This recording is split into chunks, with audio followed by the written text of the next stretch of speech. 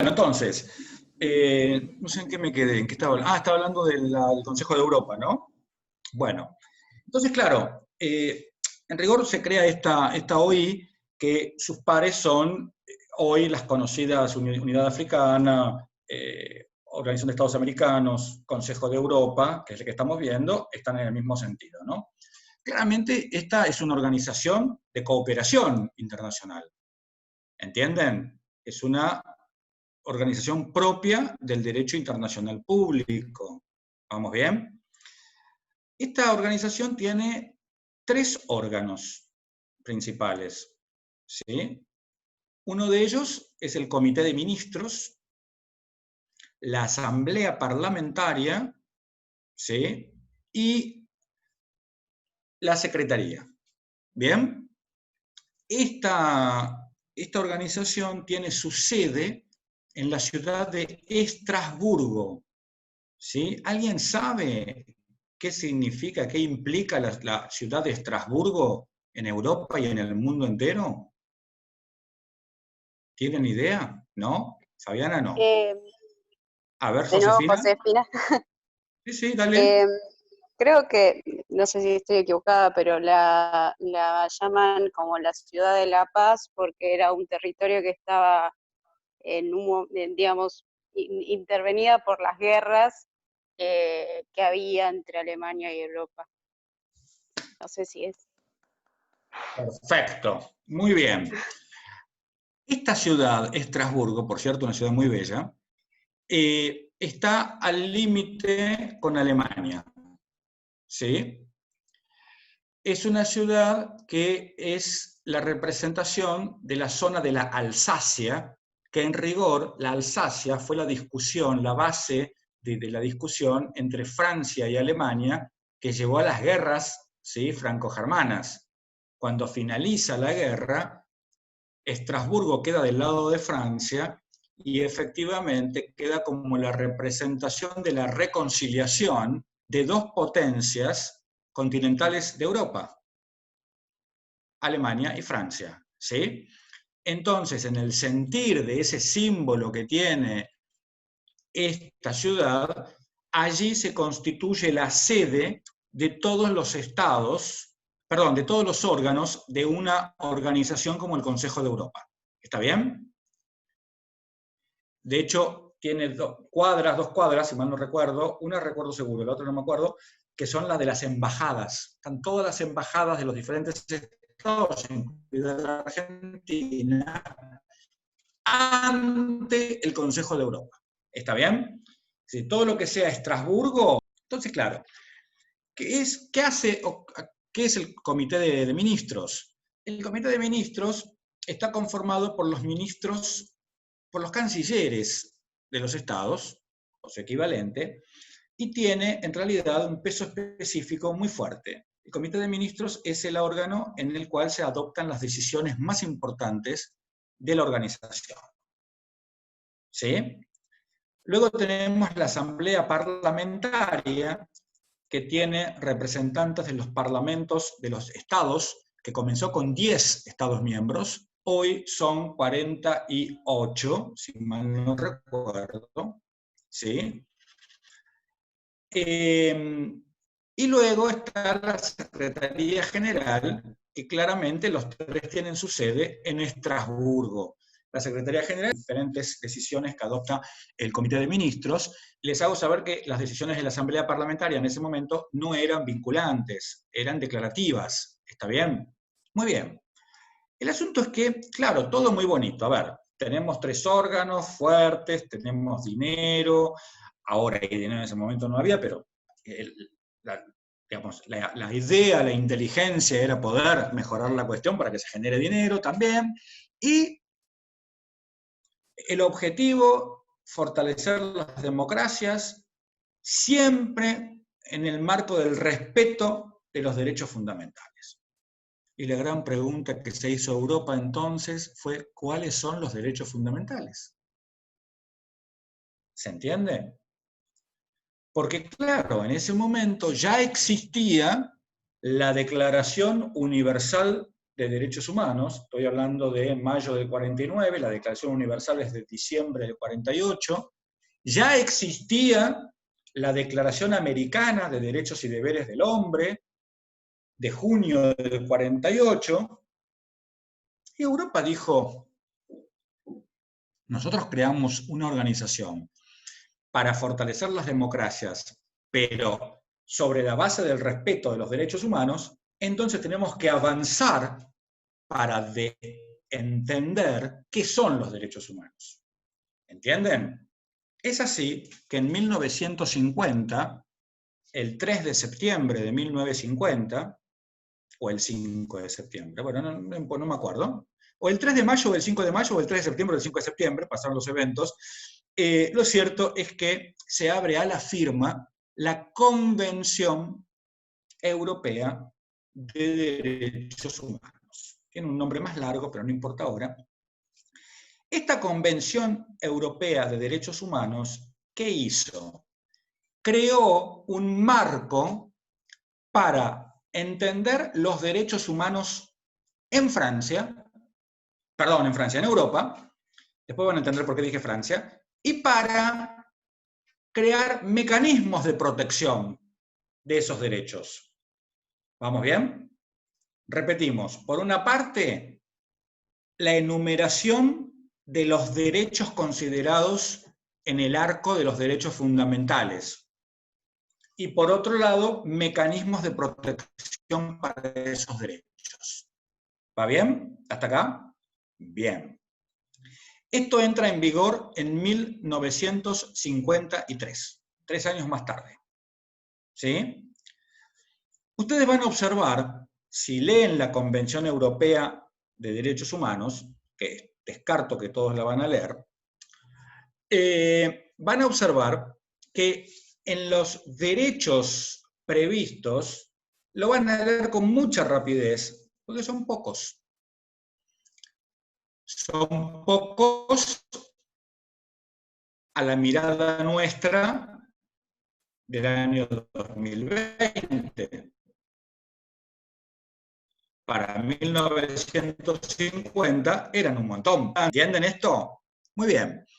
El asunto es que Europa no se conformó con eso, sino que generó el mecanismo de los protocolos. Esto es, para ampliar el Convenio Europeo de Derechos Humanos, se establece el sistema de los protocolos. ¿Bien? Hay dos tipos de protocolos. Los protocolos denominados sustantivos y los protocolos denominados adjetivos. Los protocolos denominados sustantivos, ¿qué hacen? Agregan derechos. Agregan derechos para ser protegidos. ¿Sí? Los protocolos adjetivos, ¿qué hacen? Mejoran, modifican los procedimientos necesarios para que esos derechos sean efectivamente protegidos. ¿Vamos bien? Entonces, vamos a repetir. Los protocolos sustantivos agregan, adicionan derechos. Los protocolos adjetivos, ¿sí?, modifican el procedimiento. ¿Vamos bien? Muy bien. Gastón, una pregunta para Gastón. Sí. ¿Cuándo pensás vos que entran en vigor los protocolos sustantivos? Desde que lo firman los estados, una cierta cantidad de estados, ¿puede ser? Ahí vamos, ahí vamos, ahí vamos. Esa duda quería generar. ¿Cuando lo firma una cierta cantidad de estados o cuando lo firma cada estado entra en vigor para ese estado? ¿Qué les parece a ustedes, Gastón? ¿Qué te parece a vos? Y yo creo que para beneficiar esto de la unificación en todo el territorio es cuando se llega a cierta cantidad de estados y que puede ser exigido a los demás. Ajá, Que hacer.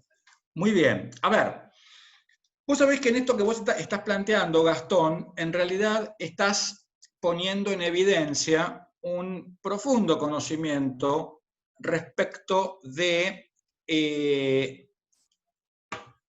el principio de integridad de un tratado o el principio de participación de los estados. A ver, si bien es un tema de derecho internacional público, cuando vos planteaste esto, me llevas a explicarles este aspecto.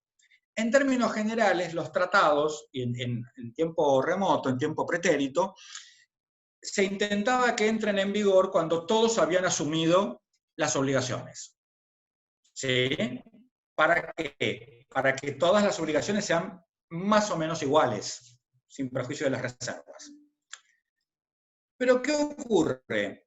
Para que los estados realmente participen, empezó a flexibilizarse esa cuestión, y ahí aparecen las reservas realmente. ¿Sí? Entonces así los estados participaban y no tenían que aceptar el todo. Pero ¿qué ocurre con derechos humanos? Que es un área muy específica del derecho internacional público. Se busca que los estados se obliguen cada vez más y en más, no en menos. En consecuencia, atento a este principio de especificidad, atento a estas características propias del derecho internacional de los derechos humanos, se hace la excepción y cada Estado asume, conforme al derecho europeo, que ese convenio que firmó va a entrar en vigor para él en forma independiente a si los otros Estados lo firman o no lo firman. ¿Vamos bien, Gastón? Esto es solamente los sustantivos, ¿no? Los sustantivos, muy bien. Quiere decir que cada protocolo sustantivo entra en vigor para el Estado, que lo va firmando, y ahí va entrando en vigor hasta que lo firmen todos o no, ¿de acuerdo? Pero no importa, porque de proteger los derechos humanos implica, ¿sí?, tener en cuenta su ontología, su naturaleza, y consecuentemente tomar los recaudos para que se pueda hacer efectivo la protección y la vigencia de los derechos humanos. ¿Vamos bien? Bien, entonces los protocolos sustantivos entran en vigor a medida que se van ratificando. ¿Bien? Perfecto. Ustedes saben, por ejemplo, que es muy interesante porque el derecho europeo, el primer protocolo, el protocolo número 1, establece el derecho a la propiedad, que es un derecho no contemplado en el Convenio Europeo de 1950. ¿Vamos bien? ¿Y saben qué involucra como una novedad importantísima para la historia del derecho internacional de los derechos humanos? Reconoce a las personas morales, léase jurídicas, como sujetos a ser protegidos por el derecho a la propiedad en el marco del sistema de protección de los derechos humanos europeos. Es el único caso que expresamente una norma le reconoce alcance a las personas jurídicas para que sean protegidas como personas humanas. ¿Cuál es la norma? Porque me perdí ahí. Miren ustedes no cómo es va. La convención. El protocolo 1. 1. El protocolo Okay. 1, exactamente. Van numerados, ¿sí? Es muy importante esto porque tenemos ahí un avance significativo a nivel doctrinario, ¿no? Para empezar a entender que las personas jurídicas pueden ser sujetos de tutela jurisdiccional en materia de derechos humanos. Esto así lo entendió el sistema europeo. América no lo entendió así, si quieren después les cuento América. Entonces, Perdón, avanzamos. ¿puedo hacer una pregunta? Sí, claro, por supuesto. Agregar este derecho que mencionás a las personas jurídicas, Sí. ¿es un protocolo sustantivo Por o un supuesto. protocolo? No, Bien, es un protocolo sustantivo porque te involucra porque un agrega nuevo derecho. derechos. Claro, agrega un nuevo derecho. Bien. ¿De acuerdo? Muy bien. Juan Cruz. Juan Cruz. Juan Cruz. Perdón, Sí. una pregunta más, perdón. Dale, dale. ¿En forma de protocolos también son los adjetivos? Ahí ¿O tienen vamos a otro hablar de los nombre? adjetivos. Ahora hablamos de los adjetivos. Manda un cachito. Juan Cruz. A ver, dijimos, Juan Cruz, que los protocolos adjetivos modifican el procedimiento para los sistemas de protección, que ahora vamos a analizar, todavía no los analizamos. Entonces, la pregunta que yo quiero hacerte a vos, que es lo que estamos sí pensando ahora, es ¿cuándo entran en vigor estos protocolos? Los adjetivos, ¿siguen la misma línea de los sustantivos? ¿Sí? ¿No? ¿Por qué? Yo entendería que no. Y también, en cuanto a esto de la especialidad a la que usted se refería, por ejemplo, en el caso de los derechos humanos y la importancia de que al firmarlos inmediatamente se reconozcan esos derechos, los estados pueden llegar a ser un poquito más recelosos a la hora de, a través de estos protocolos adjetivos, ceder parte de su soberanía en cuanto a los procedimientos en los que esos derechos pueden llegar a ser controlados. Ajá, buen punto. Entonces, creo que no. ¿y cuándo entran en vigor desde tu mirada? Cuando entre en vigor para todos. Muy bien, Juan Cruz. Muy bien. Muy bien. Exacto. Exacto. Muy bien. ¿Puedo hacer una pregunta? Y bueno, en caso, vamos a dejarte. en A ese ver. caso no es que ya están, si los adjetivos vienen a modificar uno ya existente, ya están en vigor. O sea, No, es que si cuidado. que poner, ¿no? Escuchá, Emiliano, vos tenés la convención que arranca con un mecanismo, que ahora lo voy a explicar, ¿de acuerdo? Pero ¿qué ocurre? Cuando pasa el tiempo, quizá la voluntad política de los estados es modificar ese mecanismo. Entonces ahí se firma un protocolo adjetivo. Se plantea la modificación, pero esa modificación, como bien señaló Juan Cruz y por los fundamentos exactos que esgrimió, esa modificación va a entrar en vigor cuando todos los estados hayan aceptado el protocolo. ¿Por qué? Aparte de todo lo que explicó Juan Cruz mejor que yo. ¿Por qué? Porque si no, habría una coexistencia de mecanismos de protección inadmisible. ¿Se entiende? ¿Entendés esto? ¿Pero qué pasa cuando uno no...?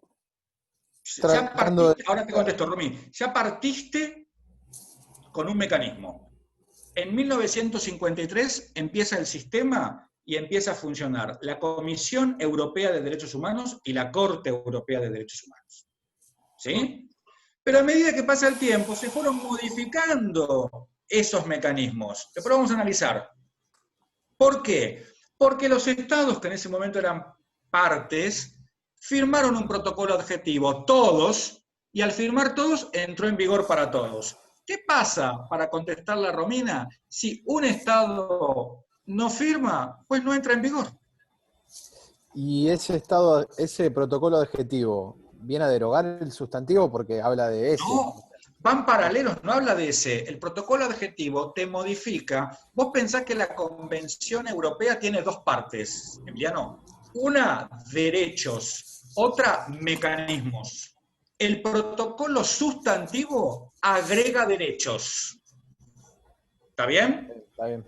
El protocolo adjetivo modifica los mecanismos de protección.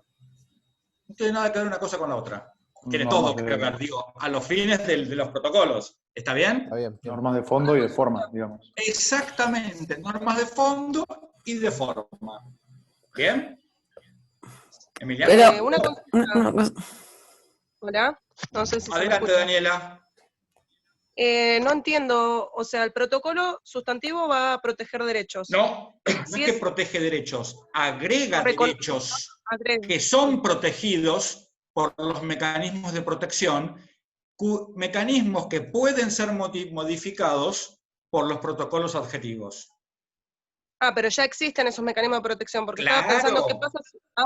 listo. No, empezaron en la convención. Está bien, listo, después se fue agregando. Listo, sí, después se fueron modificando. Modificando. A ver, existen derechos y existen mecanismos de protección. Los derechos quedan ahí, pero se van agregando otros a través de los protocolos sustantivos. Eso es por un lado. Por otro lado, los mecanismos existen desde el inicio. Se pueden modificar a través de los protocolos adjetivos.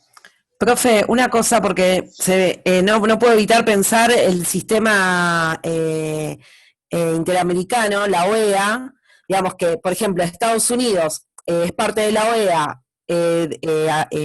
ratifica la declaración, pero después no es parte del Pacto de San José, por lo tanto, no tiene competencia la Corte de Claramente. Ahí la Comisión tiene que ir por un mecanismo extraconvencional. Fíjate que Europa lo resolvió muy bien. ¿Sabes por qué? Porque para ser miembro del Consejo de Europa, tenés que ser a eso voy. sí o sí de la Convención Europea de Derechos Humanos. Claro, y ahí aceptan la jurisdicción de la Corte, sí o sí. Automáticamente, no hay aceptación de la jurisdicción. Claro. Siendo Estado europeo. Por eso funciona mejor. Funciona mejor, digamos. Porque estás abrochado. Claro. Si vos querés ser miembro, del Consejo de Europa, necesariamente tenés que ser parte de la Convención como requisito. Perfecto, esa era mi duda. ¿De acuerdo? Claro. Buenísimo. Sí. ¿Todos me siguen, Agustín? Te quería hacer una consulta. Dime. Entonces, tenemos la declaración en sí de los derechos humanos, ¿sí? En este caso europeos. No, ahí te tengo europeos. que... No, no era declaración, ¿no? Sí, convención. No es una declaración. No es lo mismo, mismo el whisky que la cerveza, por Dios. Es cierto. La convención. Bien. Ahora sí.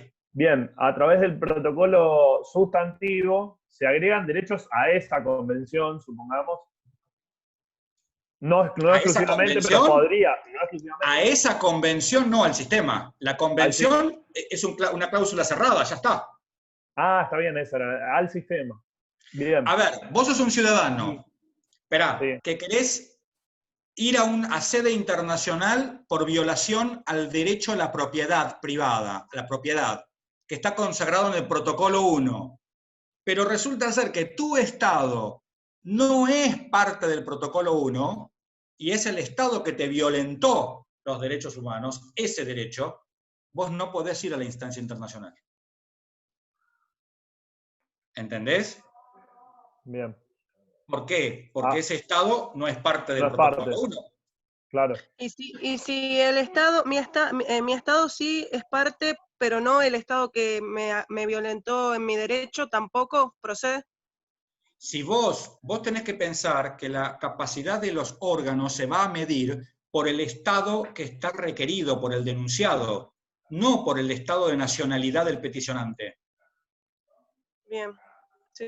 ¿De acuerdo? Acá importa quién se dice que violó los derechos humanos. Y ahora los protocolos adjetivos, ¿lo que modifican también es a derechos del sistema o modifica a un protocolo sustantivo? No modifica un protocolo sustantivo. Son el agua y el aceite, para decirlo de alguna manera. Modifica, ¿sí? ¿Qué cosa? Los procedimientos. Dale, bárbaro. ¿Por qué pensás, Agustín, que comparé a una declaración y una convención con la cerveza y el whisky? Porque soy borracho, quizá. Es decir, este tipo es borracho, entonces compara con bebidas alcohólicas. No, ¿Por qué? Pensá. ¿Por qué? La convención. ¿Cuál es el whisky? ¿Cuál es la cerveza? Me hace que se llega a partir de puntos en común, digamos. Y no. ¿Cuál es el whisky? ¿Cuál es el whisky? ¿Cuál es la cerveza? Va, responda a mi pregunta, mi amigo. Bien. La declaración es la cerveza. ¿Y la convención? Porque la convención es el whisky. ¿Y por qué? Porque la cerveza es más popular y abarca más. Qué simpático. No pasa por la popularidad, sino pasa por los efectos jurídicos. La cerveza no te emborracha demasiado, ¿no? El whisky te pega más fuerte. Entonces, bueno, acá Germán no está muy de acuerdo conmigo. Obviamente te bajas 7 latas, 7 botellas de cerveza. Depende de la cantidad de declaraciones. Digo, totalmente. Impacto de la responsabilidad No. Romy. No, pienso que es, si bien ambos instrumentos tienen impactos jurídicos y establecen obligaciones, no son de la misma magnitud, lo que establece una declaración que una convención. La declaración, en principio, no tiene efecto vinculante, salvo que se transforme en norma ius cogens, o una norma, una costumbre internacional. Digo ius cogens porque las declaraciones universales y la americana de derechos humanos es una costumbre, ius cogens, ambas. Pero cuando digo ius cogens, para el que no entiende, son normas imperativas. Quiero decir, es más fuerte el peso de la convención, porque la convención es vinculante. Entonces, me tomo un whisky, ¿ok? Sin prejuicio de que Germán pueda opinar lo contrario, tendrá que depender de la cantidad. Pero si equiparamos cantidades, dudo que la cerveza te pegue igual que el whisky. Totalmente. Dudo. Pero bueno, no soy un experto, no habría de admitirlo al menos. Sigamos. Entonces, ¿hasta acá vamos bien todos? ¿Alguna duda? Pablo, ¿cómo vamos? Sí, una consulta. Sí, ¿Viste? todavía no me quedó Consultas. bien en claro respecto de los protocolos. El protocolo sustantivo, entonces, agrega un derecho al sistema. Exacto. Ahora, y el protocolo adjetivo modifica los mecanismos los procedimientos de que ya, protección. Claro, que ya existen. que ya estaban. Ah, ok. Tal cual. Y esos mecanismos ya estaban desde la convención, desde la firma de la convención. Claro. O del protocolo anterior. Solo procesal el adjetivo. ¿Cómo? Es solo procesal. Es estrictamente procesal. Estrictamente procesal, tal cual. Olivia, ¿vamos bien? ¿Sí? Perfecto. ¿Y Carlos? ¿Seguro? Muy bien. Bueno, si ustedes dicen, continúo entonces. Muy bien. Hasta ahora son las caras que me producían algún tipo de incógnita respecto de si estaban comprendiendo, y que las caras que veo, vamos a mirar, vamos a hacer un paneo por la otra parte. Muy bien. Bueno. ¿Y Ezequiel, bien? Perfecto. Perfecto. Va a ser un 10 Ezequiel entonces. Muy bien. Le tomo la palabra. Excelente. Entonces, continuemos. Entendido esto, entonces vamos a ver los mecanismos de protección, porque es lo más importante, digamos. Cómo se protegen, según la Convención, los derechos humanos. En principio, ¿puedo acudir a la Convención? ¿Está bien decir, voy a acudir a la Convención, Carlos? A mí, yo digo, mira, escucha, vos sos mi abogado, ¿sí? Y yo te digo, che, mira, vengo a verte porque en España me violaron el derecho a las garantías judiciales, que está, yo leí que está en el artículo 6 de la Convención, y yo quiero ir a la Convención. Vos... Una vez alcanzado la máxima jurisdicción dentro del país tuyo, sí, pues acceder a la Convención. Vale, ¿Estás seguro? No.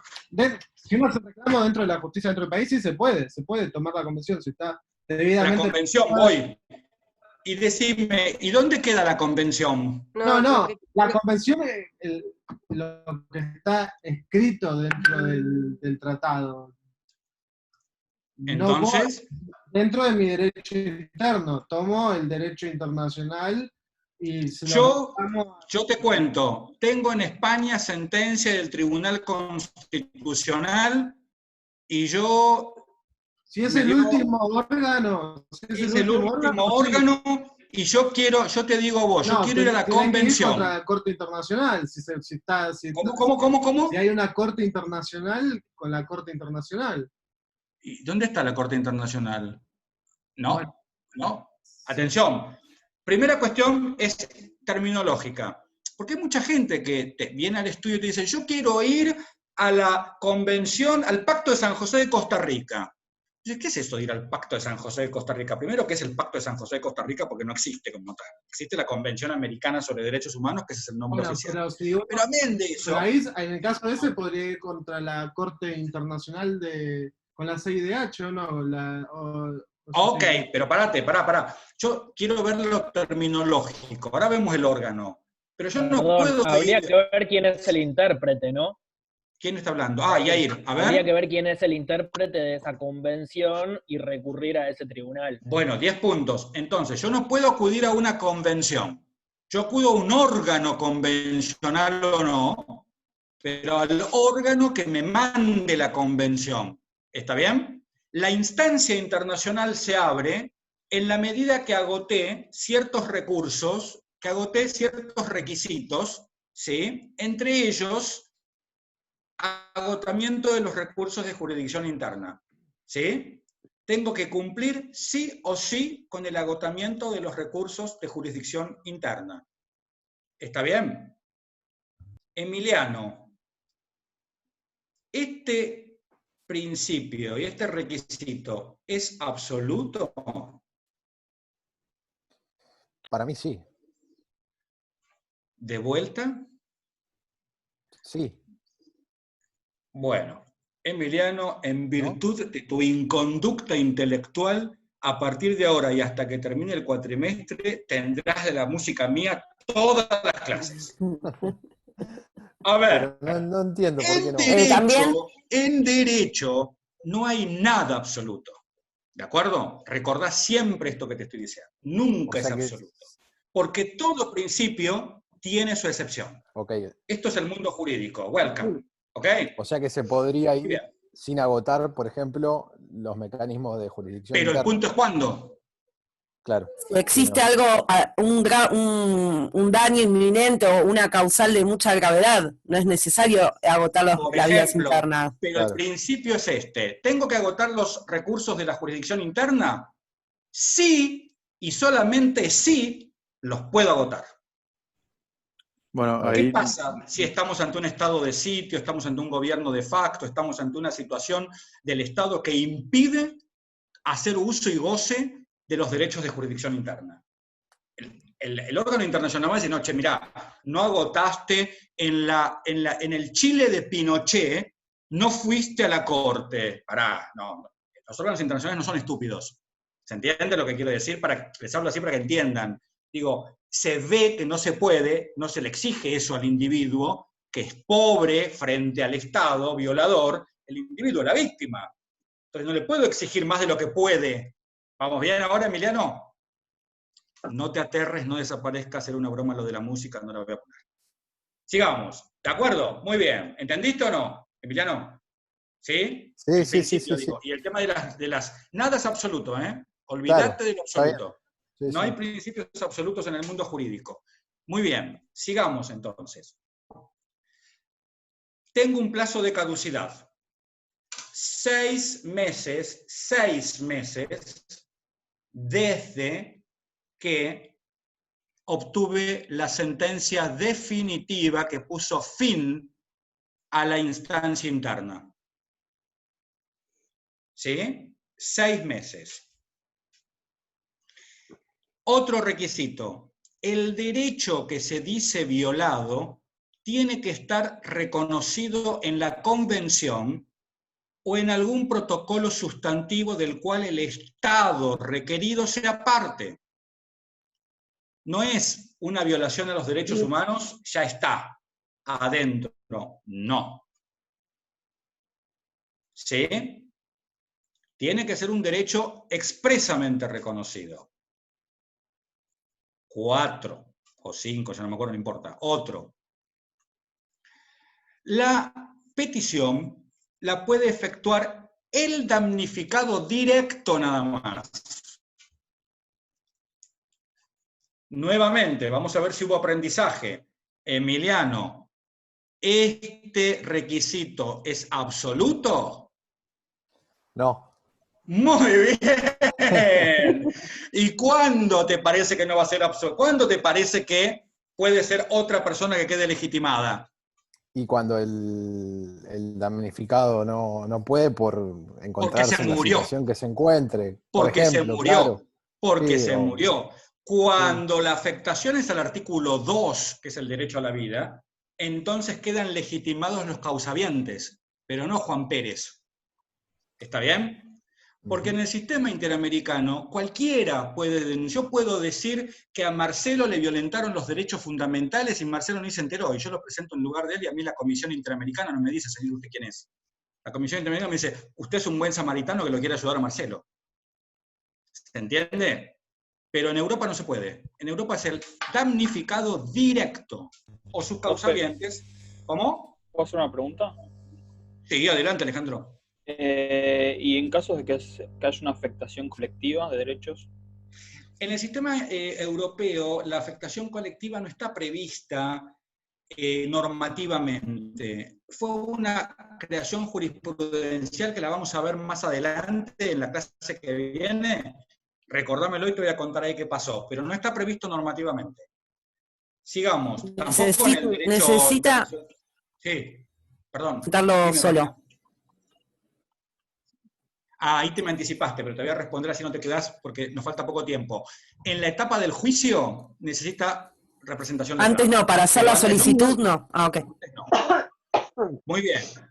Luego, tiene que ser en inglés o en francés, que son las lenguas oficiales, pero en realidad se acepta cualquier lengua en la petición. ¿Sí? No tiene que tener términos ofensivos hacia el Estado. Eso descarta la admisibilidad. Y debe estar bien fundada. Muy bien, nos quedan nada más que 1 minuto 34 segundos, 33 ahora. A ver, la clase que viene vamos a seguir con este tema. Marce les va a subir las filminas. Marce, te pido por favor las de Asia y las de Europa de Derechos Humanos.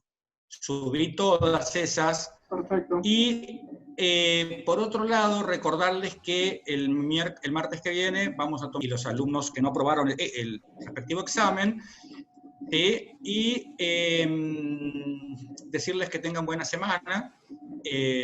Nos vamos a ver el viernes en la clase de Ricardo y quiero tener un espacio la próxima para charlar el tema de jerarquía de las normas, porque me preocupa un poco algunos pensamientos que hubo en esa temática, en todos prácticamente. Entonces vamos a charlarlo. ¿Sí? Les mando un abrazo. Bye bye. Nos vemos el viernes. Chao. Chao, gracias.